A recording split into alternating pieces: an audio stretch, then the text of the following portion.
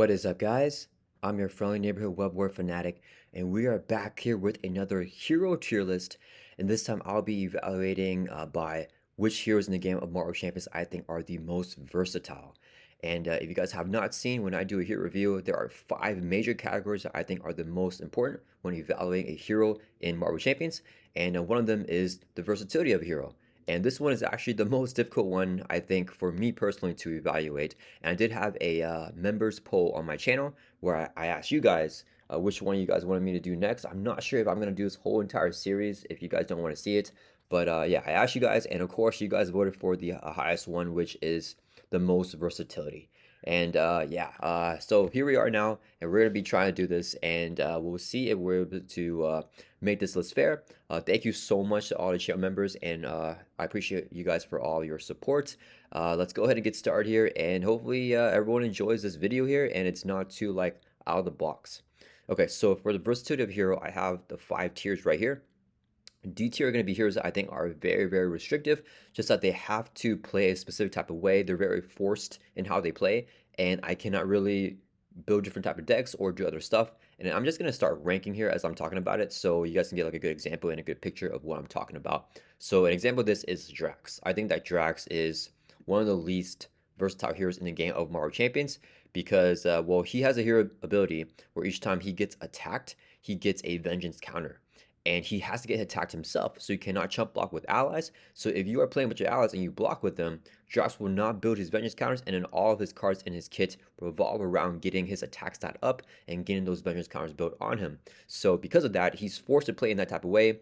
Whenever you're deck building for him, you kind of have to deck build in that way. He's not like, you can't just play him in any aspect and expect him to do well. You have to build an aspect that, like protection, where he can take damage and survive.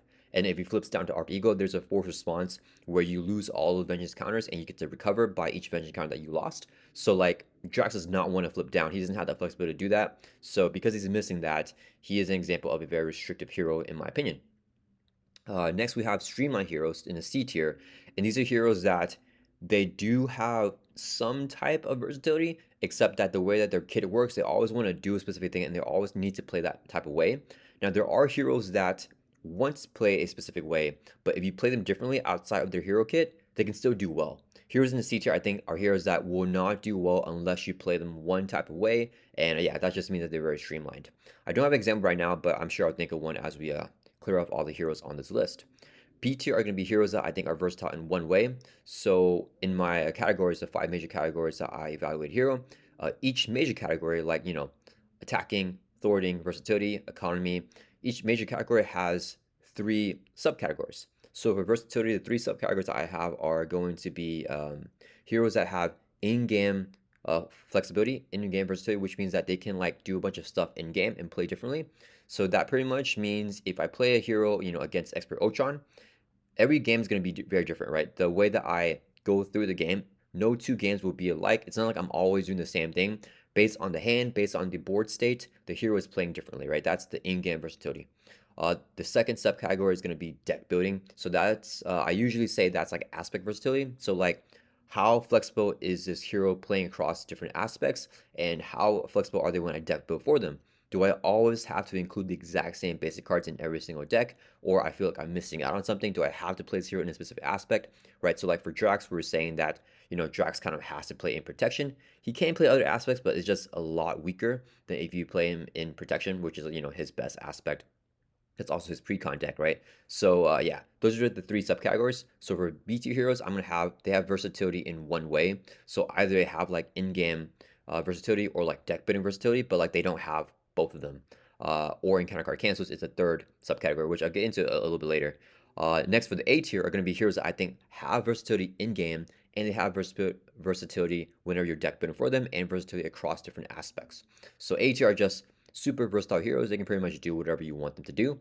And S tier are going to be cream of the crop. And for me, one of the most important things in Marvel Champions is having encounter card cancels. So that's kind of what I mean right here by having cancels for more flexibility. This is more for in-game, but basically whenever you're playing a hero, if they have an encounter card cancel, you now have a lot more freedom to play more recklessly, right? So like for example, if you're like, playing Spider-Man Peter Parker and you're in hero form and you're like, oh, holy cow, if the villain gets an encounter card which is in advance, which helps him scheme, then I will lose right away. So I need to thwart.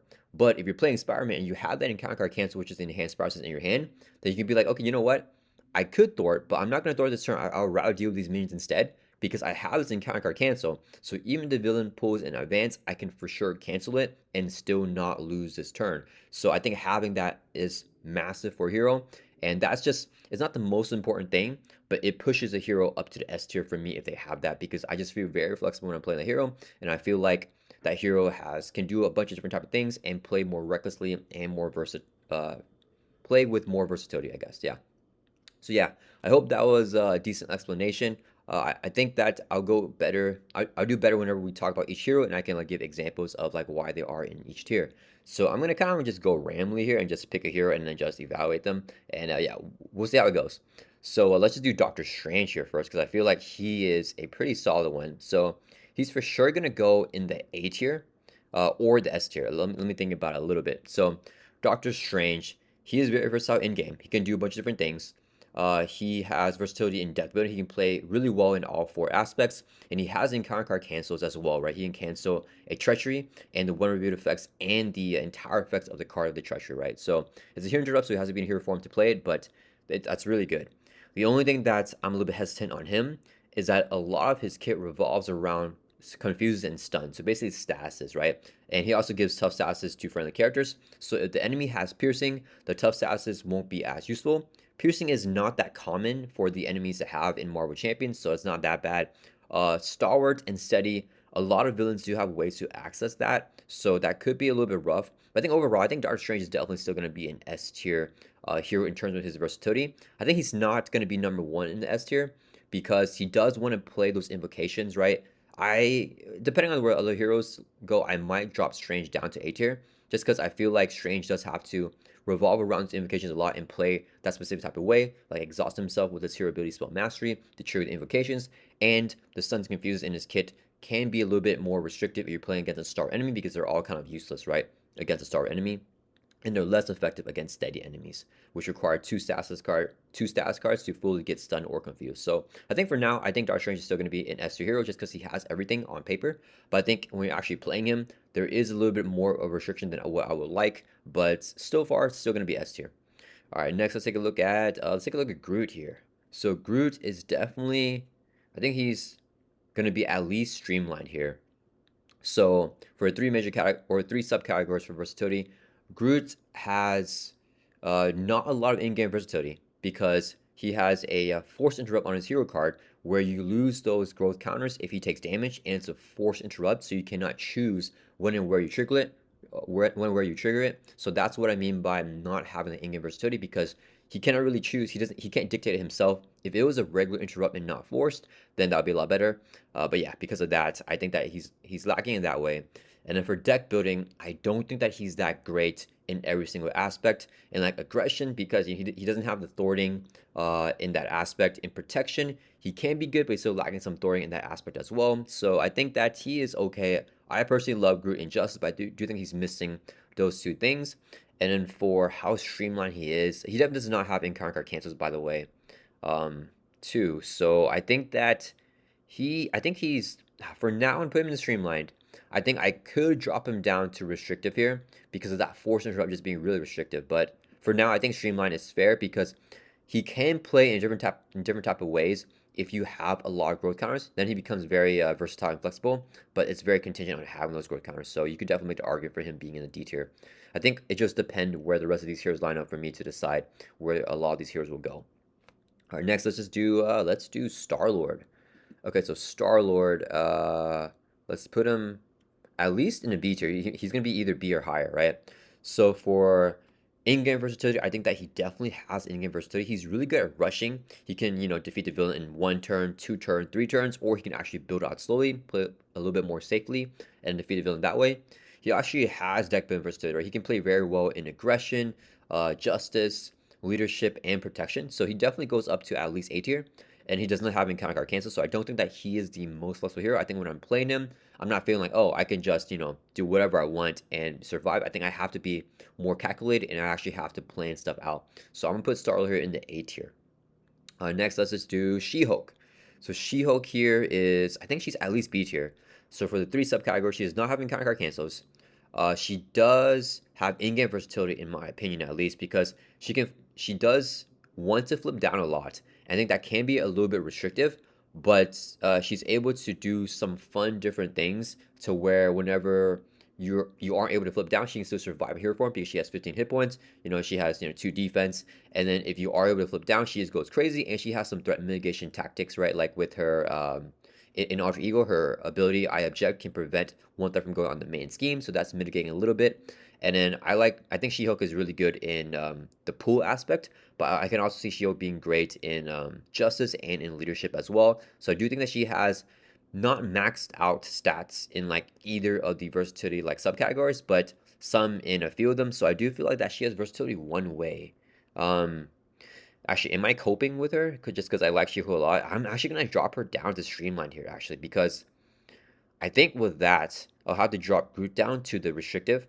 Definitely not as restrictive as Drax, but I think that's kind of going to be the way that I need to do this list because She-Hulk here, she has like I would say she has like 50% deck building versatility and like 50% in-game versatility, but being required to flip down, I think won't give her the full check mark.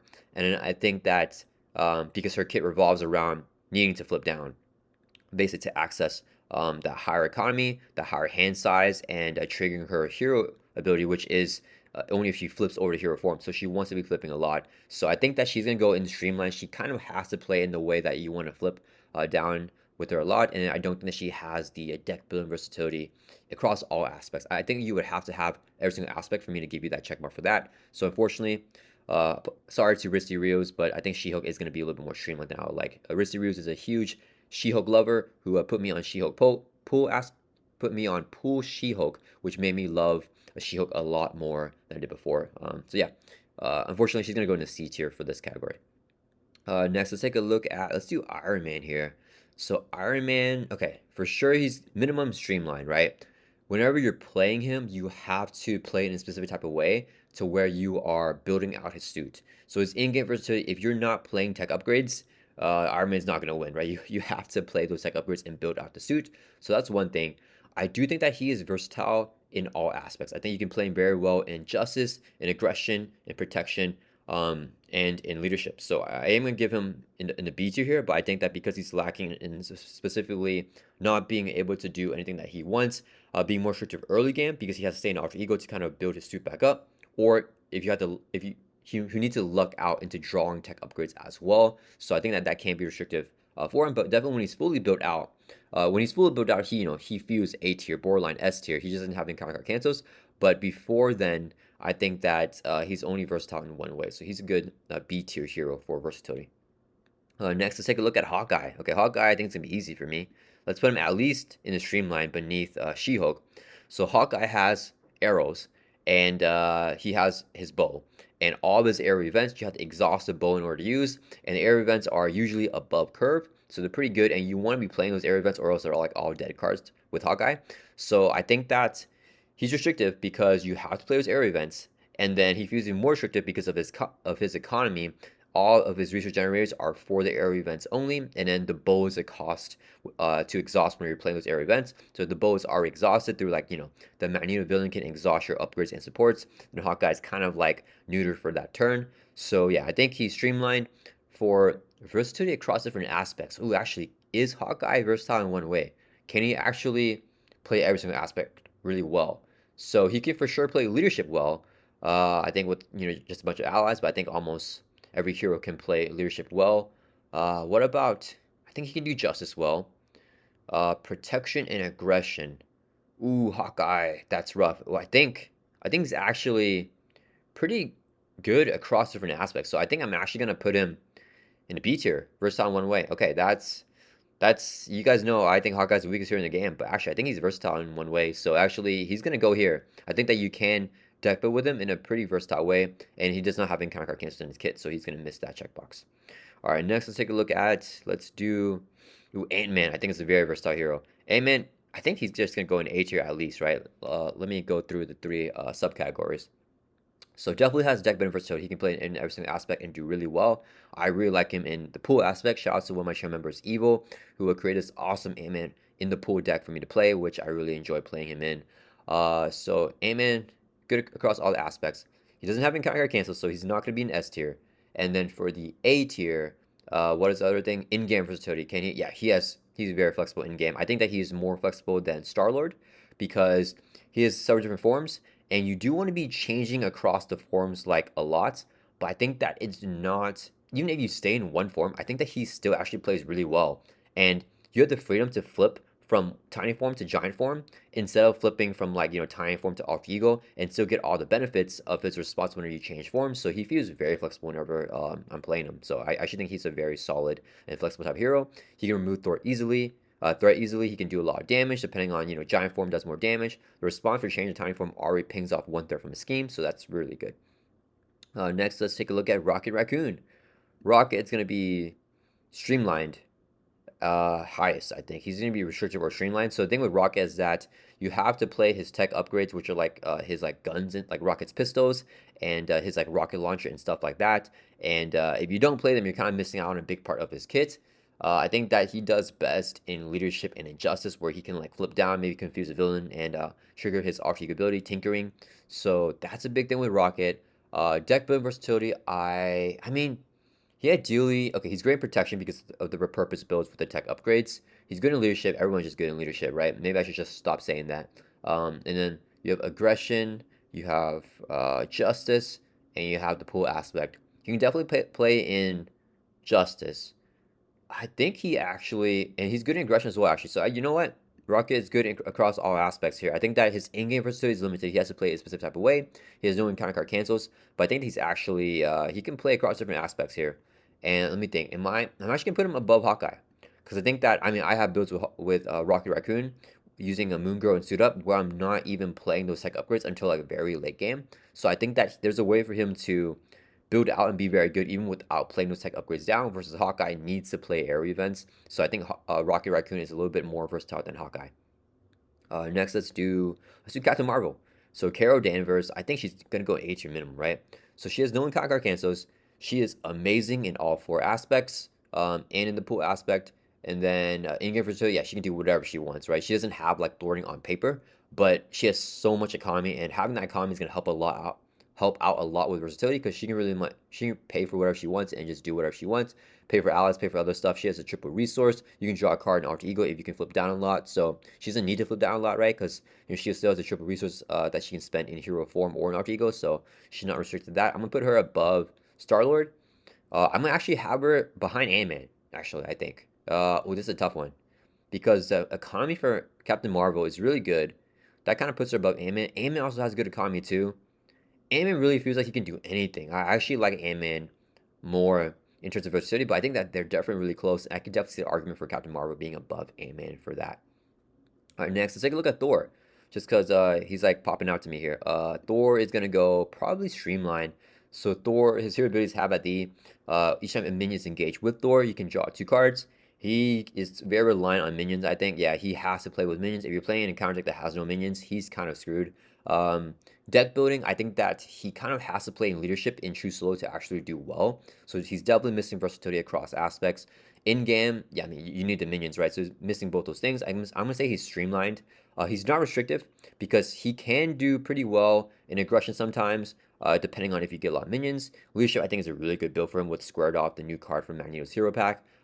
Thor is, I think he's not as versatile as She-Hulk, but yeah, he's still gonna be streamlined here, not terribly restrictive, but definitely not a versatile hero, right? B tier is what I would consider a versatile hero at least. All right, next let's do Spider Ham. Spider Ham is probably S tier, right? Let's think. He has an encounter cancel, and it cancels everything, which is really good. He has a lot of survivability and economy, so he can kind of do whatever he wants. He can take a bunch of damage and play pretty recklessly. Let's see. What's other things? He needs in-game versatility. Yeah, he can play whatever way that he wants. He has confuses too, so he can flip down a lot. He doesn't need to confuse against star enemies just because his economy is so big. He can't play a bunch of allies or just take damage himself. And then across aspects, yeah, very versatile. Yeah, he can play well in every single aspect. I think he's above Doctor Strange in his versatility just because he's not as reliant on stasis as Strange, and Strange needs to play the Invocation deck to maximize his full potential. Ham does not. Ham can just really do whatever he wants. He doesn't need to, he can play a bunch of events. He can do rush. He can play a bunch of allies. He can do whatever he wants, and he can probably afford it. So I think he's a very versatile hero, and he has an encounter cancel to push him over to the top. Next, take a look at Nova. Nova is, I think he's streamlined. Let me think. So Nova, Unleash Nova Force, you have to, when you play that, you want to be able to clear and defeat side schemes, or, clear off the threat from the main scheme, or defeat minions. Nova kind of revolves around that. If there are no side schemes and minions, like if the villain just gets an activation against him every single turn, and there's never any side schemes or minions, Nova is going to be very restricted. Across different aspects, I think he can actually do well in aggression, protection, justice. Yeah, Nova actually is good in all aspects. So I'm gonna put him in a B tier. I think above Hawkeye. I think. Ooh, this is tough. Um, how important is Unleash Nova Force for Nova? I feel like, I don't know, just my personal experience playing Nova, I feel like it's very important. So I think that I'm putting Nova behind Rocket Raccoon, because Rocket I don't think is as reliant on his pistols and his tech upgrades as much as Nova is reliant on being able to defeat side schemes and minions, right? If he wants, he needs to set up those big turns to actually have an impact on the board. And I feel like if he can't do that, he's not that good, and he's not having any encounter card cancels. Next, let's take a look at Colossus. Colossus I love a lot. He's going to be at least versatile in one way. Colossus I think is really good in leadership and justice. I don't think he's actually, I think Colossus is not actually good in protection or aggression, so he's going to be missing that check mark for deck building versatility. In game, oh no, he needs to flip down. Yeah, Colossus has to flip down every single turn in my opinion to maximize his full potential. That's kind of what makes him either great or not good, is if you're able to flip down with him. He can flip down himself though, because armor up is a interrupt. Whenever the villain would activate, you can flip over to hero form set, and the villain would, if you're an alter ego, they would scheme. But then with armor up, they'll now attack you instead, and Colossus gains a tough status card. Unfortunately, even with that, he doesn't have an encounter card cancel, so he's gonna be streamlined. But I think he's more. Ooh, is he? Oh man, I think that if you're playing Justice or Leadership, Colossus is more flexible than She-Hulk. But I think otherwise, I think She-Hulk is gonna be more flexible. Let's put. I like Colossus so much. I'm gonna put him in between She-Hulk and Thor. I just feel like, oh man, that stinks, because I feel like he should go near the top of C tier, but I think She-Hulk is also in the top of C tier. So yeah, I'm just gonna put Colossus here. I think that's a good spot for him. I may bump up a little bit in the future, but for now, I think this is a solid spot. He's definitely not versatile because he has to flip down when you're playing him, and if you don't flip down, he's not gonna be good. And he has to play in specific aspects in order to be good, similar to She-Hulk. Even though She-Hulk, I think, can be more flexible with her aspects. So I think that's why I'm going to put her above Colossus in the C tier. All right, next we have, let's do Deadpool. Okay, Deadpool is at least in a B tier here, so he could definitely do a lot of things. Um, Deadpool, okay, so deck building versatility, I think he's great in protection, he's great in justice, he's great in leadership, he's great in aggression, he's great in the pull aspect. Yeah, Deadpool has that flexibility across all aspects.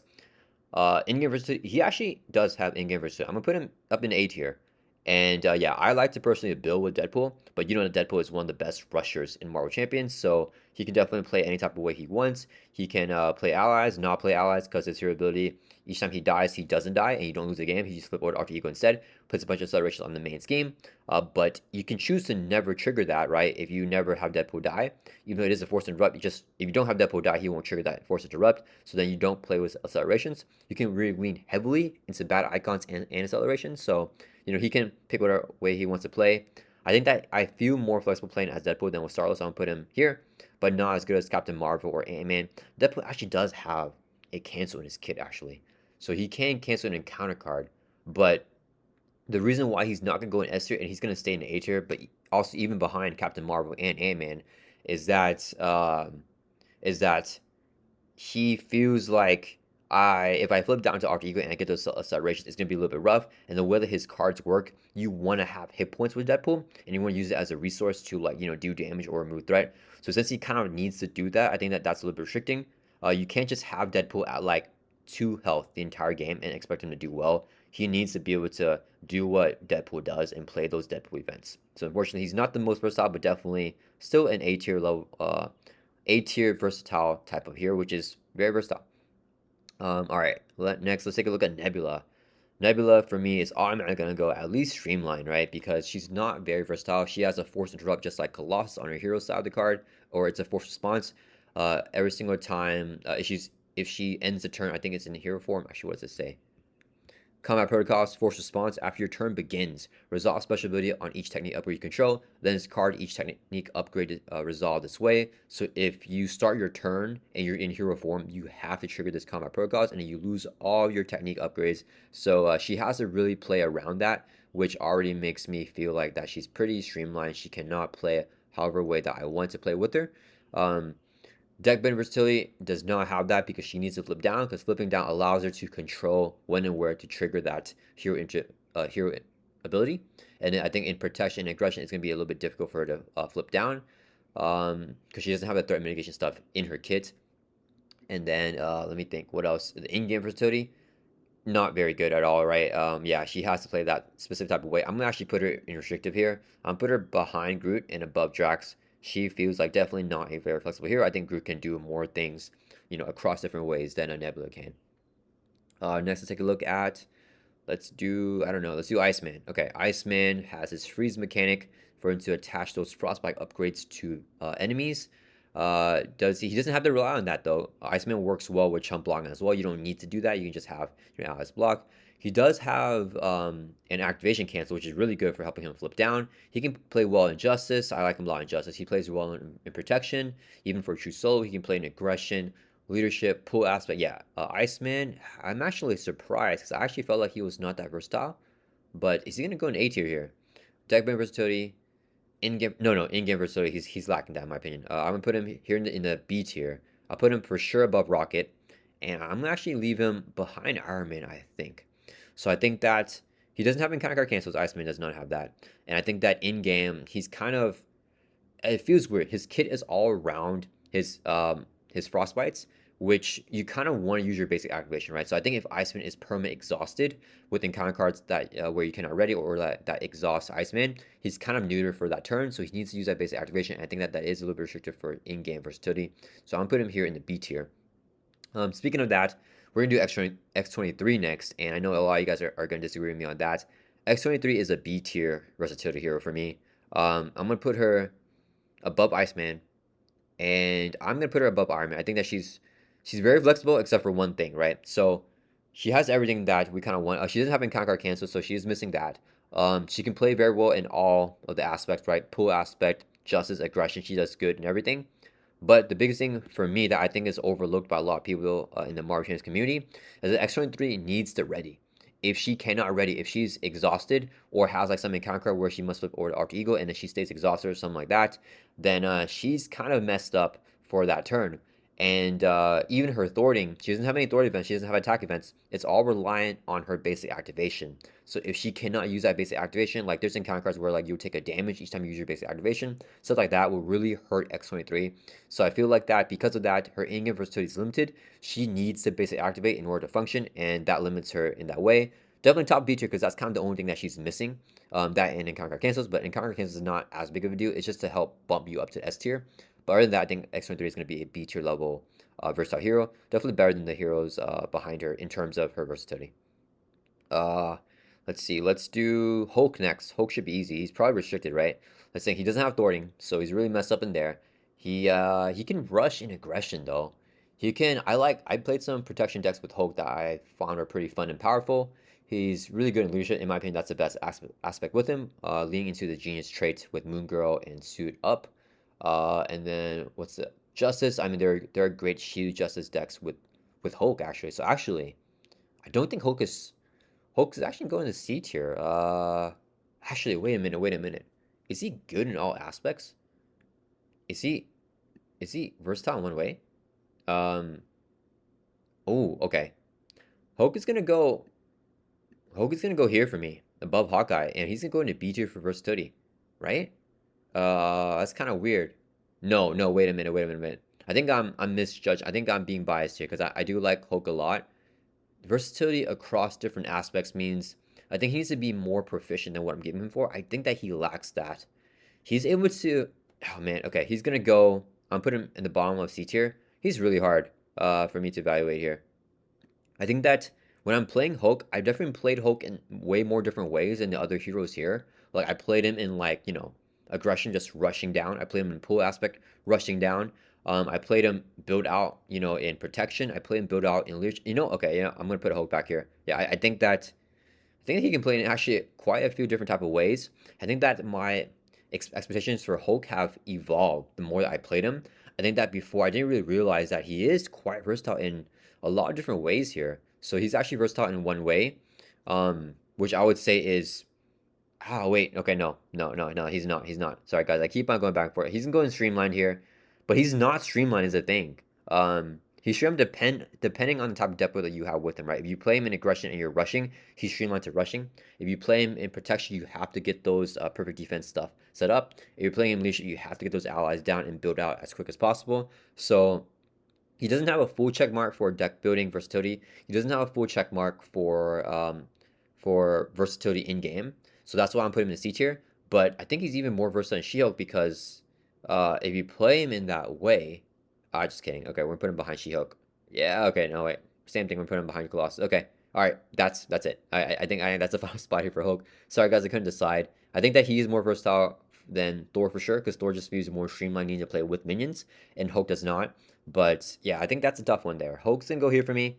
Let me know what you guys think about that. But I think that he's definitely more like less streamlined than Thor, Groot, Nebula, and Drax because these heroes right here have to do one specific thing, while Hulk can kind of do a myriad of different things depending on the deck that you have with him. All right, next let's do Valkyrie. Valkyrie, similar to Thor, very reliant on minions. I've tried playing Valkyrie without minions, like without focusing on minions, like with leadership, and it was not successful for me. I feel like that she needs to have minions in play. All of her cards revolve around getting those minions down, so she's really best with those minions, and I think she's not as versatile as Thor. Yeah, she goes in the C tier here. She has like a hand size of 6 in hero form, hand size of 5 in alter ego, so she can definitely still do whatever, or hands of 6 in alter ego, hands of 5 in hero form. Sorry, I mixed that up.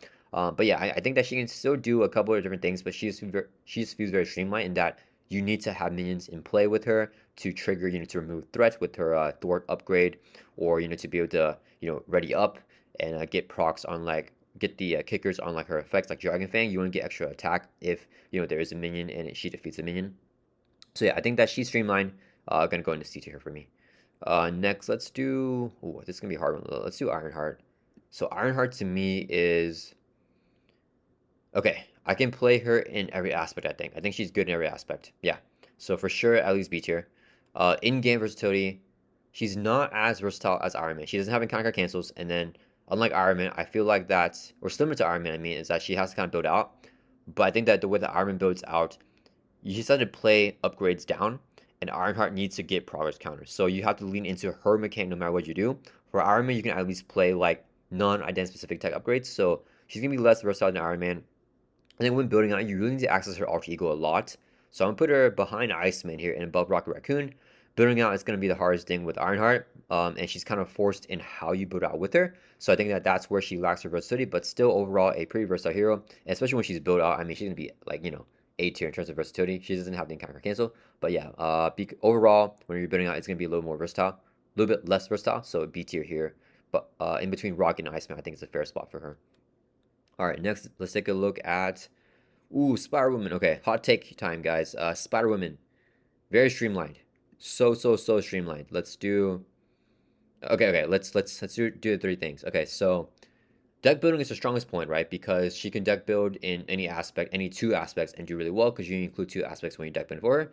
But you do need an equal amount of cards in those two aspects, so that is restricted at the same time that it is, flexible. So it's like restrictive and versatile at the same time, which is not great. And then for in-game versatility, I feel like she is one of the least versatile heroes in game. You need to play aspect cards with her. Her kit revolves around aspect cards, and then she has like identified cards like her ally Captain Marvel, which is not an aspect card. So like her resource generator, Finesse cannot generate a resource for that. Finesse sucks. I hate Finesse. That's a terrible resource generator only for aspect cards. Not for ident specific cards that aren't aspect cards, and not for basic cards. And then her ready is good only if you trigger her hero ability, superhuman agility, and you get bonuses to her stats. If you don't do that, it is a terrible card to get her ready on a hero that has 1/1/1. So yeah, definitely very streamlined. No encounter card cancels either. So behind She-Hulk, behind Colossus, she's gonna go in this category. I'm gonna actually put her behind Hulk, and I know you guys disagree. I am very confident that Spider Woman is less versatile than Hulk. I feel like that Hulk can do different types of things in his kit and actually not play his aspect cards. Whereas Spider Woman kind of just needs to play her aspect cards, or not, sorry, not her aspect cards, her identity specific cards. Versus Hulk doesn't need to play his identity specific cards because Spider Woman gets, I don't know how to describe it. Like her identific cards are supposed to revolve around her aspect cards, and they are aspect cards as well. So you need to play them in order to get full value from her kit. But at the same time, she wants to play those other aspect cards in her kit. It's just a whole thing that is very, very confusing and restrictive, in my opinion. Next, let's evaluate. Let's do Wolverine. Wolverine's the best at what he does, so he's great attacking. He can play in all aspects, right? Yeah, protection, leadership, aggression, can rush. Yeah, he's really good. Pull aspect's great for him too with his healing stuff. So definitely versatile one way. And then I think that in-game versatility, I mean, yeah, he's definitely got that, right? He doesn't have encounter cancel, so it's not going to go in the S tier, but he can pretty much play whatever way that he wants. He can take a lot of damage and heal it back up. I think he's a little bit lacking in economy, but other than that, I mean, yeah, he doesn't have to attack and do a bunch of damage. You can actually build out with him and just lean into his survivability first, and then when you have damage, go for the kill, so he can do that as well. So he's gonna go here in the A tier behind Captain Marvel and in front of Deadpool for me. Next, let's do Cyclops. Cyclops might be a tough one, actually. So, okay, so the way that I had posed on my channel, and you guys agree with me, that the way that I actually evaluate Cyclops, so I do want to put a caveat here, is that the way that I'm going to evaluate Cyclops here is considering his alter ego ability for a deck building with him, that you can include aspects, any aspect of X-Men allies in your deck, right? So with that in mind, Cyclops has very good deck building versatility because you can play in any aspect, right? You can play in protection and still have like justice and leadership allies that are X-Men allies. So he's really good. He has access to all four aspects, which means he can play in any aspect because he has access to all four of them, no matter what. And then what else can he do? In-game versatility, yeah, definitely very flexible in-game. He doesn't actually even have to rely on those tactic upgrades. You can just rely more in like ally swarm. Yeah, I think, and you can rely on like his visor doing more damage as well in his like attack events. So he's definitely gonna go above these guys here. He doesn't have encounter card cancels. He's gonna go all the way up here. Yeah, he is an A tier level, super duper versatile hero in my opinion. But it is with the caveat that you are including X-Men allies from all aspects in his deck. If you take that out, I would say he's versatile in like one way. Yeah, probably like a B tier. Yeah, he won't be very good without that. But with that, I think that he can play in so many different types of ways and can feel like every game is very different. Yeah, so top of the A tier is probably gonna be Cyclops, but because of that caveat of having access to X-Men allies from any aspect when you're building his deck. Next, let's do Cable. Cable is going to be a more difficult one for me to evaluate here. Okay, so he needs to clear side schemes. You guys know I think that Cable is the strongest hero in Marvel Champions, but he does have to Thor a lot, right? If you're playing a deck with Cable and you don't include player side schemes, he's not going to be good. So does that mean that he doesn't have deck building versatility? Well, he's great across all aspects though, so that's kind of tough to say. And you can include player side schemes from any aspect. And actually, you know what? Now I think about it more, you don't need to include that many player side schemes. You can actually just include like one or two. So actually, I think Cable has a check mark here for deck building versatility. He can include side schemes from any aspect, but also he can include not a bunch of side schemes and still do pretty well. So he has deck building versatility. He's great across all four aspects and the pool aspect. In-game versatility, he's restricted to needing to throw out side schemes to trigger a lot of the kickers of his stuff because he needs side schemes in the victory display. So yeah, and he doesn't have encounter cancels. Oh man, I am okay, guys. I'm gonna veto this and be biased here. I'm gonna put Cable at the bottom of the A tier versatility here, even though I would say that I know, but at the same time, his in-game versatility is really good, right? He doesn't he just needs stat scheme in the victory display. Yeah, you have to have stat scheme in the victory display, so he needs to clear out those player side schemes. But if you don't have any player side scheme in the victory display, is he still good? I think he actually is still really good, even without player side scheme in the victory display. Because like on turn 1 and 2 and 3, Cable is still crazy. Oh man, that's tough. I'm gonna bump him up now. I'm gonna put him. Let's put him like around here.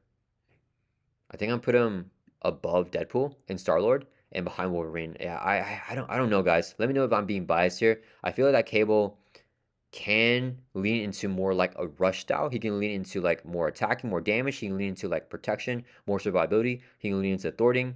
And even no matter how you deck before him, he can still do whatever he wants.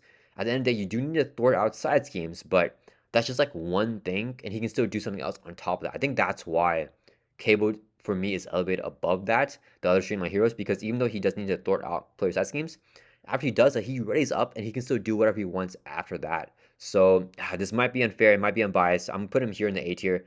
Let me know what you guys think. He does not have encounter cancels, but he does have the precognition, which can help you look at the encounter deck depending on how many player side that you have. So that knowledge is similar to an encounter cancel, even better in my opinion, because then you don't need to waste resources to to hold that encounter cancel in your hand because you don't know what's coming. You can just for sure know what's coming, manipulate however you want, and then not need to cancel the card because you know it's not that bad a card because you made sure it wasn't that bad. So yeah, I'm gonna put Cable here in A tier. Next, let's do Spider-Man Peter Parker. So you guys know he's my favorite hero. I'm the web war fanatic, so of course I think Spider-Man is very versatile. I'm actually gonna put him in the S tier, and I'm gonna put him above Doctor Strange. All right, you guys, I know you guys are gonna be like, what the heck? This guy is so biased for Peter Parker Spider-Man. All right, let me justify here. I think that I'm actually not biased. I think that this is totally fair. So Spider-Man can play in all four aspects, including the pull aspects, so all five aspects. I have playthroughs with him in all five aspects. I defeated Expert Venom Gum with him in all four aspects. Outside the pool aspect, I haven't attempted that, but I'm sure he can do that too. I'll probably have that sometime in the future. So he has a deck building versatility. His in-game versatility, like one of the most in-game versatilities. If you guys have watched my games with Spider-Man, every game is so unique, different from each other. He's doing all sorts of different type of things. I have builds playing with no allies. I have builds playing with a bunch of allies, ally swarm. He can play with a bunch of events as well. He can rush, he can build out, he can do whatever he wants, and he has an encounter cancel. The enhanced resistance is not as good as Doctor Strange's encounter cancel, the protective ward, but because it only cancels the one reviewed effects of a treachery. But even though he has that, Doctor Strange hasn't been in that category, Spider-Man does not rely on stats. He can actually power through Stalwart and Steady because Webbed Up bypasses Stalwart and Steady. So yeah, I think he has one of the best versatilities in the game. Not as good as Spider-Ham, just because, yeah, I think Spider-Ham is definitely got Peter Parker beat, but Spider-Man Peter Parker is definitely a very versatile hero, belonging in the S tier here because he can do whatever he wants. He can play very recklessly, having AMA heal him by 4 if he takes a bunch of damage, right? So you can take a lot of damage when you're playing him as well. Yeah, definitely going to go in the S tier here for me. Next, let's do Captain America. Captain America, I'm going to put him above Peter Parker Spider-Man. And I'm going to see if I want to put him above Spider-Ham as well. So Captain America, similar to Peter Parker Spider-Man, is an all-rounder type of character, right? Doctor Strange isn't really an all-rounder. I wouldn't classify him as that, but he can play that way, which is why he's an S tier. Spider-Man really encompasses the all-round type of feeling, and Captain America does that as well. But Captain America has a Thor setup too, which is really big, and then he also has his hero ability I can use all day, where you just card from hand and he can ready up. So Captain America can ready up additional time every single turn, which is just crazy bonkers being able to do that. So I think that puts him above Spider-Man Peter Parker. Actually, oh man, Captain America does not have encounter card cancels. So, oh man, by my own logic, he can't go in S tier. Okay. Sorry guys. Sorry Steve Rogers. Sorry Captain America fans. He was an A tier for me. I really want to just break my rule and put him in the S tier. But no, really having the encounter card cancels, I think, is that big of a deal. Yeah, I mean, like if you're unable to remove threat, and you know that the main scheme is about to advance, and then the players are gonna lose the game. Captain America just has nothing to really like cancel in advance, like an encounter card that adds more threat, right? He's just locked to thwarting, right? So I think that, yeah, I think that he's gonna go in the A tier. He's actually gonna go above Cyclops. I thought Cyclops would be the A tier one here, but Captain America is versatile in every type of way. He has all the boxes checked. He's great across every single aspect. But just missing the encounter card cancel, I feel like you need that for me to put you in the S tier. Just my personal criteria, I think that is a big thing. So yeah, unfortunately, he would not make the S tier for me. Next, let's do, I don't know, let's do Venom, I guess. Okay, Venom, deck building versatility, he is, let's see, he can play protection, he can play in aggression, he can play in leadership, he can play justice. Yeah, he has that, so he's at least B tier in versatility. And then for deck building, he's got that down. And then for in-game versatility, he does not have that down. So B tier for me. No encounter cancels. Yeah, he has to play in a specific type of way. More versatile than Hawkeye, more than Nova. He's gonna be around Rocky Raccoon because Venom also wants to get his weapons down, right? They're both like weapon oriented. Am I gonna put Venom here? I think I'm putting him behind Rocket Raccoon because Venom not only does he need those weapon upgrades like in play, but two of them are tied into, I think it's Venom's pistols, they're tied into his basic activation. So similar to X23, he needs to use those basic activations as well to get bonus to his stats. If he's exhausted, then the pistols are useless. And then you have his running gun to help him ready up. But yeah, I mean, it's tied in that, and it's tied into like the multi-gun. It's a weird card because the multi-gun is one of the most versatile cards in the game of Marvel Champions. But Venom kind of has to play that down in order to like get going. And the pistols are kind of useless if you don't use your basic activation. So for that reason, Venom here goes in the B tier, in my opinion, behind Rocket Raccoon. Next, let's do Gamora. Gamora is, let's see, okay. Across all aspects, she's great. She's definitely at least B tier. And then let me think, what is the other one? In-game versatility. She can, Gamora, I think she lacks that for me. I'll put Gamora probably pretty high. I'll put her around here. Let's put her behind X23 here. So Gamora does not have Encounter Cancel, so she's missing that. For her in-game versatility, I find it very difficult to build out with Gamora. I'm not sure why. This could just be a me thing, and it could be that I'm not playing her, I'm not optimizing the way that I need to play her. So I could definitely see a case for her being A tier. Let me know if I'm saying that, or if I'm evaluating her incorrectly, and if I'm missing stuff with her. But I find her so difficult to build out for. I just feel like her entire kit wants to just play events and thwart and rush almost and attack. And I want to take things a little bit slower and build out. And I feel like because I can't do that, I feel like that she lacks versatility in that way. So yeah, she's going here in the B tier. I don't feel like that she has the in-game versatility to really just control the board dominantly in the way that I want her to, compared to like an Iron Man or Iceman or like X23. So yeah, she's gonna be a B tier versatility hero for me. Next, let's take a look at Adam Warlock. Adam Warlock, you can include all four assets when you're deck building for him, but only one of each card. So just like Spider-Woman, it's flexible but also restricted at the same time. So minimum streamlined. And then I think that let's see, but because of that, he has good deck building versatility, I guess, right? Okay, that's just gonna put him in the C tier, I guess. He does have an encounter cancel, but it's a force interrupt. So similar to like, being restrictive and versatile, he can be versatile and restrictive at the same time because it's a force interrupt. That's an upgrade that you play. So whenever a treasure is revealed, you have to cancel the treasure. You can't choose. But if you're scared of an advance making you lose the game, if you play that card down, you know that will cancel where the next treachery is. So if it is an advance, it will block it. So I think I'm actually gonna put him in the B tier just for that alone. And then his in-game, oh man, he goes A tier for me. Um, Man, okay, yeah, he goes 80 for me. I think Adam Warlock is one of the best heroes in terms of his in-game versatility. He can do so many different things. Quantum Magic can grab any card in your discard pile, put it back into your hand. Yeah, Adam Warlock can play with a bunch of allies. He can play the Wild Tutor deck. He can play a bunch of events. He can do a bunch of deck mill. He doesn't have to mill. The way I play Adam Warlock, I don't really mill my deck. I don't really play his own identity-specific events. He can just lean into the aspect cards. He's gonna go pretty high up here. Yeah, and I would say that he has deck building versatility, even though it's limited in that way. He can still include every single aspect, so he can do whatever he wants, no matter what. He goes around here, top tier level here, in the top to A tier. I'm putting behind Cyclops, but I can definitely see the argument for him being above Cyclops and Captain America. I think I'm just gonna put him here behind Cyclops though. Yeah. All right, next let's take a look at. Let's do Domino. Domino, I'm a torch for saying she's very streamlined. She needs to play, her pistol. She needs to mill crush top of her deck. She needs to play with a bunch of wild resource icons. Yeah, she wants to play every deck that you're building with her. So she is good across aspects, right? She's good in aggression, protection, leadership, justice, pool. But I feel like that she needs to include those basic cards like the Digging Deeps, White Fox. So even though she's versatility across all aspects, she has versatility across all aspects. She actually doesn't have a checkmark for me because I feel like I have to include specific basic cards when I'm playing with her. I am never going to play a deck with Domino without Digging Deep. I feel like it's not good to do that. It's also not good to play her without White Fox. So, just being restricted to those cards, I feel like it's going to put her first, is not going to give her that checkbox for me. And then for in-game versatility, she has that. So she is going to go in the B tier either way because she has versatility in one way here. Above this. Actually, pretty high up. I'm put her right behind X23. I like both these heroes a lot. Domino, yeah, I mean, shoutouts to Nar Antlers, who praises Domino and loves Domino a lot. I don't know if he will agree with me on this.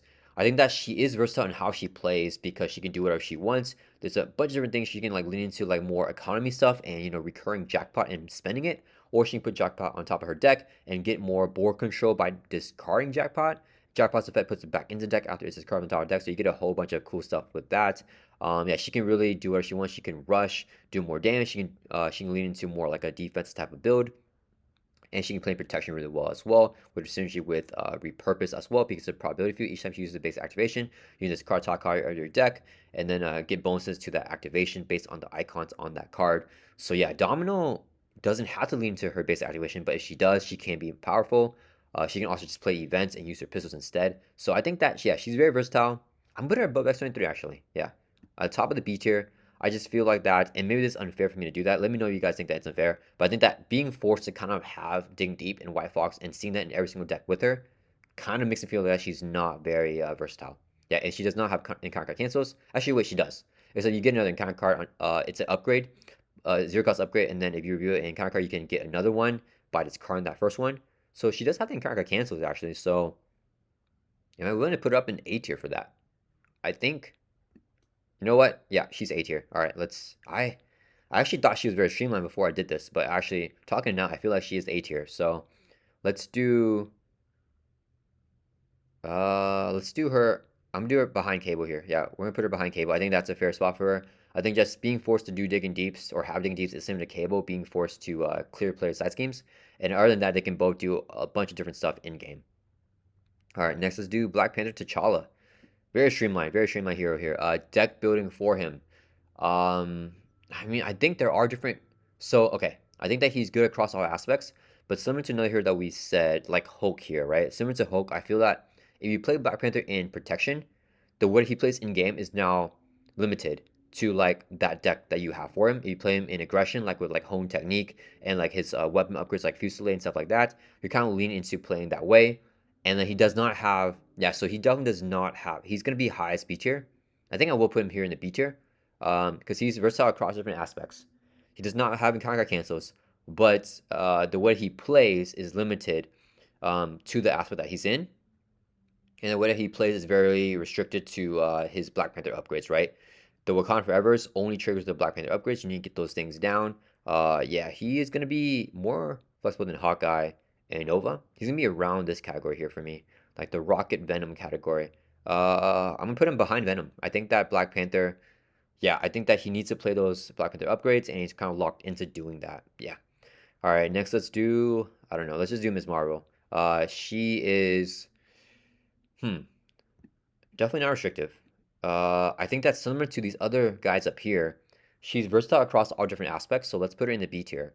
But then, depending on which aspect you play her in, she's forced to limit her in-game versatility based on the aspect that you're playing her in, right? So a lot of people have told me she's really good at threat removal and justice, but in my experience, if you're not playing justice, she's not good in threat removal. She excels in whatever aspect you choose to play her in, and cannot do the other things if she's not in that aspect that specializes in doing that thing.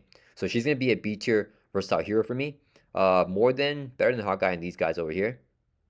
Around this level of like the Ironheart level, I think I feel I'm playing these two heroes here. I definitely feel more free whenever I'm playing Ironheart. So I'm gonna just put Miss Marvel here behind Ironheart. And this list is super subjective, so let me know if you guys disagree with that. I know I get a lot of flack for where I put Miss Marvel just because I'm not the biggest fan of her in this game of Marvel Champions, but I know people love her. So wherever I put her, I know there's gonna be people arguing for her to be higher. And you guys may definitely be right. I need to play Miss Marvel more to really understand her kit more. Another hero that's just like that I know is gonna be another hot take is Shadowcat. You guys know I despise Shadowcat. I'm not a fan of her. I feel like she's very streamlined in how she wants to play. She needs to defend. I don't think that she's very good when you chump block because you're missing a lot of value from her kit by not getting that free defense from her, because her kit, in my opinion, is built around her getting high value from being in phase form and not taking damage whenever she defends, right? So if you don't lean into that, I feel like that she's not going to be nearly as good as she wants to be. So streamlined deck building for her, she's limited in aspects. I think that leadership is not that good for her. I know that a lot of people think that leadership is good for her. I feel like she has to kind of play in protection. In aggression, she can play in, but then she's playing more of that rush style build where she can't really do anything except for damage. So I would say that's not really a bonus for being able to play in aggression. For justice, I mean, she doesn't really have any benefits of flipping down, but she needs to like for her obligation. So yeah, I don't think that she has the flexibility across different aspects. Um, In Versatility, I don't think she has it either. I think that Shaka is your epitome of a streamlined hero, or what I would call a hero that's very streamlined. So she goes here in the C tier for me, above Valkyrie. Similar to Thor, actually. I'm gonna put her actually behind Thor. I feel like that Thor's reliance on minions is not as crippling as Shaka's reliance on basic defending. And I know you guys would disagree. Let me know down in the comments. I'll definitely read all the comments and give it some serious thought. But I really am just not the biggest fan of Shadowcat being so streamlined. Yeah. All right. Next, let's do Ghost Spider because I think she's very similar to Shadowcat. She's gonna go like right here, like right next to Shadowcat. Whether she goes in front or behind, I don't know. Same exact thing. She wants to be basic defending, playing in protection. In aggression, she can rush. Can't really do anything else if she's in aggression though, other than rushing. Alicia, I don't think is that good for her. Justice, she can be good in Justice, but there's not really any benefits to flipping down. So yeah, I'm gonna put her behind Shadowcat here, just so you guys don't hate me, because I feel like a lot of you guys will say that Shadowcat is more versatile than Ghost Spider. Actually, Ghost Spider is limited to her basic activation as well, right? So if she's exhausted, similar to X23, she's just done. But unlike X23, so like X23 can ready up on demand when she takes damage. So you can play a card to make her take damage, or with her claw, she will take damage on demand. She can ready up if she's already exhausted. Ghost Spider, if she's already exhausted, she has no other way to ready up other than with like the basic ally Peter Parker Spider-Man. So like she's way less versatile than X23 is. Is she behind Valkyrie? Is she restrictive actually? Um, yeah, actually, I'm gonna put Ghostbite in a D tier. I find her a very restrictive hero to play. She's not just streamlined, but she's kind of locked into like using her basic activation and playing interrupts and responses based off of that, right? So if she's not doing that, I don't think that she's very good at all. So yeah, I mean, I'm sorry to Ghostfire fans. I don't think that she's very versatile. Next we have Spider-Man Miles Morales. He's gonna go pretty high up, probably A tier. Let's think. He does not have Incarnate cancels. In-game versatility, he definitely has he can do whatever he wants. He is kind of reliant on statuses like toughs, stuns, and confuses. He's really good across all four aspects though. I'm gonna just put him here, in front of Deadpool and behind Domino. No, wait. In front of Domino actually, and behind Cable. Yeah, I think this is a good spot for him. I think he is more effective than Doctor Strange with the stuns and confuses, and I think that lacking that in Conquer cancel is also a little bit rough. All right, next let's do Black Widow here. Black Widow is also a streamer hero in my opinion. I don't think that she can play in every aspect and do well. Like I don't think that she's very good in aggression. She wants to flip down. When you're playing her, she wants to play preparation. Yeah, she has to play upgrades, right? So that's why a villain like the Collector will just screw Black Widow over because he discards your upgrades, and each time Black Widow discards her own upgrades, they go into the collection instead of discard pile. So that means that she has to play. She doesn't have in-game versatility. She has to play in a specific way. She does not have deck building versatility, so she's very streamlined. Definitely not restrictive. Actually, she is pretty restrictive in my opinion. Um, Oof. Okay, I'm putting her in a D tier. Uh, less restricted than Ghost Spider, but I think that Black Widow is just so restrictive whenever I'm playing her. I feel like she has to do this specific type of thing. And even more so than I can't say that she's streamlined because she really just has to play those preparation cards. Yeah. All right, but better than Ghost Spider in terms of her flexibility because I feel like Ghost Spider has to do the basic activations while Black Widow doesn't necessarily have to do that. Okay, next let's do Magneto. Magneto is good across all four aspects, and then he has in-game versatility. He can do whatever he wants, so A tier. And then he doesn't have encounter cancel, so just somewhere here in the A tier. Um, he can do a lot. I think that he goes around here for me, the Ant-Man, Captain Marvel range. Definitely better than Wolverine in terms of his versatility. Let's put him behind Captain Marvel, I think. Yeah, yeah, because Magneto's the thing. He has really good high value cards, except you need a specific thing to be in play to trigger him, right? Like the Wrapped in Metal is only good if you have a minion in play. The Electromagnetic Blast is only good if the villain has an attachment, right? So like he just needs something, but the cape really rounds out his kit because the cape gives him an extra ready every single turn for him to do more Thor and do more damage, right? So it's still a very versatile hero belonging at the A tier, but I'm gonna put him behind Captain Marvel just because she can do I think more things and just has more economy than Magneto. Next, let's do Wasp. Wasp, unlike Ant-Man, I don't think is very versatile.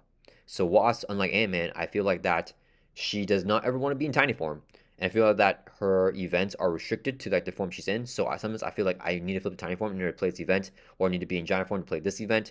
She can't flip as easily as Ant-Man with his resize. She doesn't have the resize in her kit. And then let's do so in-game versatility. I feel that she cannot flip to the form that I want her to be in whenever I want her to be in that form. Deck building versatility, I think she actually has that, so she can play pretty well in every aspect. So B tier. And then in counter Kansas, she does not have that. So yeah, it just depends where she goes here. I think she's gonna go actually above Ironheart. Actually, yeah, she still can play in different types of ways and do whatever she wants. It's just for me, I just don't like how she does not have as much freedom across her three forms, her tiny form, giant form, alter ego, unlike Aemon that has like that maximum versatility across his three forms. All right, next let's take a look at SPDR. She is okay. She is pretty streamlined actually. So deck building versatility, I think she's actually great in protection, aggression, justice, and leadership in pool aspect. Yeah, so she has that actually. So she's versatile in at least one way in the B tier. And then whenever you're playing her, she needs to play those upgrades down. She needs to play her interface upgrades, right? Similar to Ironheart and Iron Man. And I feel like that because of her hand size being only 4 in Alter Ego and 3 in Hero form, she's more restricted than them. So definitely behind them. I think I'm put her above Hawkeye though, above Nova. I'm put it right here, right behind Black Panther. I think that, yeah, I mean, Black Panther can do more things. I think that SPDR can do more things than Nova and Hawkeye, especially when built out. She becomes extremely flexible, right? She becomes an A tier versatile type of hero whenever she's built out. But we are talking about like the whole entire game, especially the beginning where it's more difficult when you don't have those upgrades and supports down. Yeah. Next, let's do Quicksilver. Quicksilver is relying on his basic activations, right? He can ready up once per turn or once per phase after he uses the basic power. So that's already a little bit streamlined. All his cards revolve around, enhancing his stats and his basic activations. Deck building for him is good in all aspects. I think he can be decent in justice, leadership, decent, aggression, protection. I'm gonna say he's not great in all four aspects. I feel like you have to build him in a very specific type of way. Yeah, and then his in-game versatility, he doesn't have that either. He's streamlined for me because he has to use his basic activations. He does not have encounter cancels. He's gonna go. He's gonna go behind Valkyrie for me. Yeah, I think Valkyrie has a little bit more versatility than Quicksilver. He really just needs to use the basic activations. But I think that he's not as restricted as Black Widow and Ghost Spider because I play Quicksilver Injustice. He can play Injustice. It just takes very long to build out and get everything set up because yeah, he needs to be using those basic activations. All right, next we have Scarlet Witch here. Where am I going to put the sister of Quicksilver? Let's put her. She's great across all four aspects. Yeah, aggression, protection, leadership, justice. So at least B tier. And then in-game versatility, she can pretty much do whatever she wants, right? Yeah, she can. Um, yeah, I think she's pretty good. No encounter card cancels. Is she gonna go in the A tier? Yeah, I mean, yeah, she's gonna go in A tier. I think she goes in bomb A tier for me because I think that she has to build in counter deck. That's kind of like her thing. So it's in-game versatility because she still can do a couple of different things and play different types of ways, but she has to build in counter deck, which to me is a little bit restrictive, right? So for that reason, she goes in bomb A tier for me. Next we have Spectrum. Spectrum has got her three form upgrades. So yeah, I mean, okay, let's do the three things. So across different aspects, she can definitely play across different aspects and do well. She can lean to the thwarting form, attack form, or the defense form. She can flip down and do things with that. So she has versatility across all the aspects. In game, she does not have that, so she lacks that for me. So she's gonna be a B2 hero because I feel like she has to. Her stuff is restricted to whatever form you're in with her. If you're not in the correct form, she can feel restricted. She does have the Speed of Light to help her change forms on demand, or it's not on demand. It's if you draw the card Speed of Light, which is a zero cost event. So that's good, but she kind of needs that to improve her versatility. So she goes above Hawkeye, above Nova, um, above no, behind Black Panther, and then is it gonna be in front of SPDR? Yeah, I'm put her in front of SPDR. No, I'm put SPDR in front of Spectrum. Yeah, I think that's a good spot for her. I feel like there's more things with SPDR. SPDR is just so much more versatile whenever she's fully built out. I know that that's not the majority of what this is about, but it is a factor whenever you build out. So yeah, SPDR I think is gonna have more points than Spectrum for me in their versatility. All right, next let's do random one. Let's do Psylocke. Psylocke, uh, okay. She's great across all four aspects. Aggression, leadership, justice, protection, pool. Um, she has a hands of 4 in hero form, but she has 2 resource generators that are permanent and on demand on turn 1. So that's just great. So at least B tier. In game, she can do whatever she wants. Yeah, she's gonna go in A tier here. Yeah, I think she has so many stats in her kit, she can confuse a lot, but even if the enemy is stalwart, she's not need to lean into confuse to do well. And it does feel a little bit more restricting though than like Miles, for example. So definitely behind Miles. I'll put her like probably in front of Scarlet Witch here. She does not have any common card cancels, and even if you're playing a steady enemy though, she just demolishes steady enemies, right? I think Psylocke, I mean, steady enemies are nothing because she can just confuse so often that they will stay perma confused and confuse lock even through a steady enemy. So yeah, all right, we are narrowing down here to the end. Let's do Gambit. Our Gambit's tough. Gambit's really tough. Gambit I think is great across all different aspects like aggression, protection, leadership, justice. But whatever, he's similar to a lot of heroes that we talked about that have the same type of thing. Whatever aspect you choose to build him in, he's locked in his in-game versatility, right? So this is my biggest complaint with Gambit is that if I'm playing him in protection, I'm almost never flipping down to Alter Ego. So his Authority event is an Alter Ego action only, so I can only use that Authority event if I'm in Alter Ego. So if I'm playing protection, I almost never play that event. If I'm playing him in like Justice and I'm flipping down all the time, I'm probably using a chump blocker, so I'm never going to use his defense event. So yeah, I think that it's a great defense event for protection, but not for other aspects. So he goes into B tier, versatile in only one way, not in game, but he is versatile across different aspects. He does not have encounter card cancels either. So definitely better than these guys. Definitely better than Black Panther in terms of his versatility. I'll put him here behind Miss Marvel and above Rocket Raccoon. Yeah. Next, let's do War Machine. War Machine is I think not very versatile actually. Okay, so across aspects, I don't think he's good in aggression. I don't think he's great in protection either. I feel he needs to play leadership or justice to access flipping down a lot. And then he wants to use his get munition ammo counters on his munitions bunker. He wants to build that up. He wants to unleash for like crazy turns with his shoulder cannon. Play stuff he can actually play. I think he has in-game versatility. He can do a couple of different things. They're all quite reliant though on his ammo counter. So actually, yeah. So I feel like actually he lacks that. Yeah, he's gonna go in the C tier because he needs ammo counters to do stuff. So everything revolves around that. He does not have the versatility across all four aspects, and he does not have encounter card cancels. So I actually feel quite restricted whenever I'm playing him. I'm put him above Thor, and he's actually like right around here for me, like Hulk, Spider Woman level. Um, not as versatile as Hulk, and not as versatile as Spider-Man. So right here in between Thor and Spider-Woman. All right, next let's do Storm. Storm, I feel like she's pretty versatile. She's great across all four aspects. Yeah, yeah, she is. And then let's see. So she's great across all four aspects. And then in-game versatility. I think she can do a couple different. Yeah, she can do a lot of things in game. She has no encounter cancel, so she goes in A tier for me. I'm gonna put her actually behind. I put her here. So she does have her weather supports. The thing with those weather environments is that I feel like that it kind of locks you into specific sequences to where like if you don't have a card to change the environment, then you're kind of stuck with that one. But same as she can change it with her ability, so you can always change it at least once per turn, and she has other cards that can change it, right? So I think that she is pretty versatile in that way. Next, let's do Vision. Vision is good across different aspects, I think, right? Yeah, I think he can play every single aspect.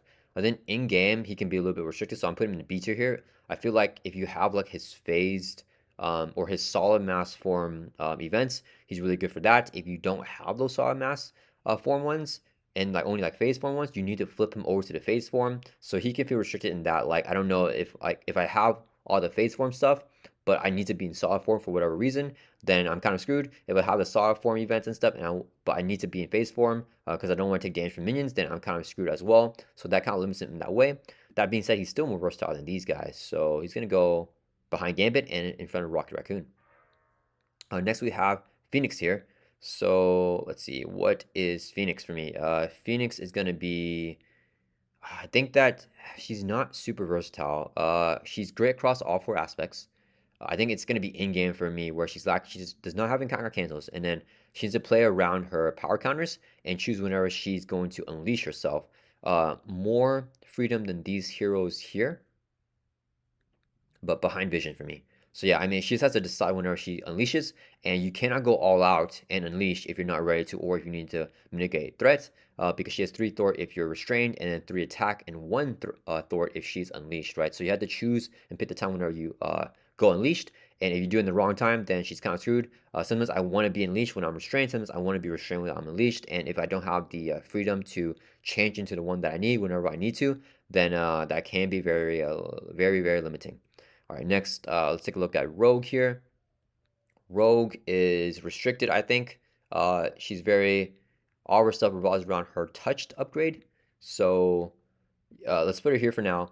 Is she good across all 4 aspects? Yeah, I mean, actually, she's great in protection. She's great in aggression, good in leadership and justice, actually. So she's going to be minimum B tier. In game, I think is where it lacks with the touch stuff. So you have to like be touching the correct thing and you have to move that and maneuver that around in the correct way to maximize her. So yeah, I'm going to put her in the B tier. I think that she's going to go around this Phoenix level that we talked about right behind Phoenix and in front of Rocket Raccoon. Next, let's take a look at Angel. Angel also has 3 forms. He is very versatile. He's great across all 4 aspects. His in-game versatility is also off the chart, so he's going to be A tier here. And he does not have encounter cancels. He can, I think I'm putting him at the bottom of A tier. Similar to Vision in that type of way where like, if you're in the wrong form and you need to do the specific type of thing, like thwarting in his Angel form or like damage in his Archangel form, that you might have to just flip. You can easily just flip, but whenever you do that, you're kind of locked to that form. You can't flip back again, right? Unless you have a card that allows you to do that. So he's gonna go in the bottom of A tier for me. Definitely a very versatile hero, but not the most. Next we have Bishop. Bishop can play well in all 4 aspects. He has in-game versatility. He can do whatever he wants. He is kind of locked into having a bunch of resource in his kit, but I play him with only 8 resource cards, which I think is not that much, and he's still really good. I think that that's actually my favorite range of resources to play with him in. He's good with like 6 resources, to be honest, and he can play with like 10 or more, so I don't find him restricted in deck building. He can do whatever he wants whenever he's playing, and you guys have commented that a lot. I don't even play his uniform a lot of times whenever I'm playing Bishop. I don't feel like that he needs to actually do that to be really good, which is really good. So he goes in A tier. No encounter cancels, but he's very flexible in his own right. Even though his kit might feel streamlined or like look streamlined on paper, is actually not in practice, which is what this list is about. So I'm gonna put Bishop above Domino, above Mozzarella. Is he above Cable? Yeah, above Cable. He take a lot of damage. Above Wolverine. Um, he has economy too. Actually, I'm gonna put him so high up. I think that he's gonna be around this low. Actually, let's put him. I think he's above Captain Marvel. Is he better than Ant-Man? Ant-Man. Where's Bishop's restrictiveness? I think I'm gonna put him above. Actually, I'm Warlock even, right? Yeah, he can do whatever he wants in game. He's crazy. Yeah, Bishop is really good. He has on-demand damage as well with his rifle. He has on-demand damage with his supercharge too to do the burst. Yeah, he's really good. All right, next we have Magic. Magic is good across all 4 aspects. She is has a lot of flexibility in game as well. For me, she's the A tier versatile type of hero. I think the only thing with her is that I'm putting her in the bottom A tier, and that's probably my thing. I had the same problem with Domino, and Nar Antlers, after requesting me to play Domino multiple times with his, monthly, monthly gameplay request, he's convinced me that Domino is really good and very versatile, and I've seen the light with her. I have not seen the light with Magic. I don't know if I ever will. I do feel like I will like Domino more than Magic at the end of the day. Magic, I feel like her single sing can be very restrictive, right? Because you need to have like a physical resource or a wild resource for like this effect, or like a mental or like wild for like this effect, right? If you want her to have 2 thwart, you need to have a mental resource on top and her crown in play. It's not like a permanent 2 thwart. So because of that, I find that the sequencing, if I have to use a top card of my deck to like do whatever thing, then the next card I might not know what it is, and it might lock me into that. So she has in-game versatility and deck building versatility. No encounter card cancels, but I feel like that whenever you're playing her, depending on sequencing, it can be very rough in what you're allowed to do, and it can feel like that she has less freedom in doing things. Next we have Jubilee. Jubilee, is she good across all 4 aspects? I don't think she's good in protection. I don't think she's great in aggression. Maybe she can be, depending on how much damage and like how rushed that you go with her. Um, and then in her in-game versatility, she is very flexible in-game. Actually, I do think that she can do a lot of different things. She is very stunted by Stalwart though, right? So she wants to be confusing and stunning. Um, yeah, I think I'm gonna put her in the B tier. She's versatile one way. Yeah, and then no encounter card cancels. She's gonna go around the bottom of B tier. Probably let's put her in front of Hawkeye. Yeah, and just in front of Hawkeye there. All right. Lastly, we have Nightcrawler here. Nightcrawler is going to be okay. Let's see. Versatile across all aspects. I think he's good in leadership. Played him in leadership. I think he's good in aggression, good in protection. He actually has versatility in all four aspects, so at least B tier actually. And then no, he's restricted in how he plays though, right? Because he has his Banff upgrade, so he wants to be Banffing. He wants to be basic defending. If you're not doing that, you're losing a lot of value with Nightcrawler, similar to like Shadowcat. So B tier, I think, is a fair slot for him. No encounter card cancels. So yeah, somewhere in the B tier. Yeah, he does. Yeah, I mean, I'm gonna put him. I think he goes right behind SPDR for me, because at the end of the day, he needs to be Banffing. I think to get full value, and SPDR can do whatever she wants after she's built out. It's just early game she has a little bit more of a restricted type of thing, but Nightcrawler is gonna stay restricted with his Banffing thing, right? Yeah, so that's it. Yeah, we finished this list. I'm hoping that this was shorter than the last one. I'm trying to get these hero tier lists under 1 hour because they are exhausting. And yeah, I'm sure you guys don't want to watch me, talk about this for over an hour. So hopefully this one was not too bad. And yeah, hopefully let's take a look at here. We only have 3 heroes that I think have S tier level versatility. Um, that's crazy. Yeah, because I think the encounter cancel is a thing that kind of restricts that and saying that you need that to be S tier in this level. And then we have the majority in the B tier. Very few, very restrictive heroes here. I think usually it's going to be having force interrupts, right? Because Drax has a force interrupt when you flip down to, or force response when you flip down to Alter Ego, where you lose the vengeance counters. Gamora has a force response as well, where when you start your turn, if you have technique upgrades, you have to discard them and trigger their effects. Groot has a force interrupt when you take damage. You have to remove your growth counters. So having the forced on it makes these heroes very restrictive. These are just forced in how they play, right? Ghost Spider has to use their basic activations and play interrupts and responses, and then Black Widow has to play those preparation upgrades. So yeah, I think this is a good list right here. Let me know what you guys think. Let me know how you guys feel about the versatility of a hero. Is it an important category whenever you're evaluating a hero? And do you guys agree with where I put these heroes? Yeah, I hope you guys all enjoy this video, and I'll see you guys all in the next one.